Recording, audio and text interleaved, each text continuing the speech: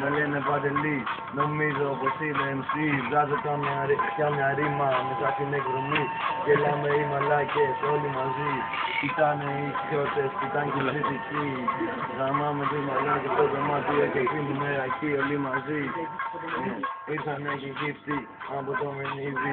Τους γαμίσαμε, κάνα σουλαρίκι στο φρύδι.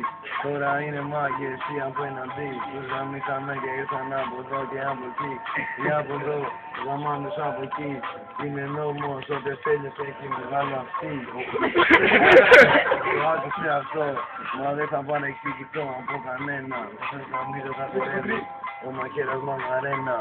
Ήρθε τώρα το θηρίο που είναι με τον Τίνο, όχι με τον Νίβο, με τον Κωνσταντίνο που οδηγάει το λεωφορείο.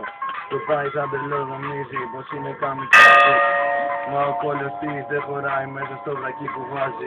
Θέλει ένα μεγαλύτερο βρακί να τον χωρέσει όλο το λίβο στις φατές και το πυροβόλο, το αεροβόλο. Πέτυχε τα πουλιά, στέγνωσα, δεν έχω τι να πω. Τώρα θα χορέψει Μαριγό, όχι τραγουδό, τελειώσου. Ω, έγραψε. Αχ, κουράστηκε εσάς.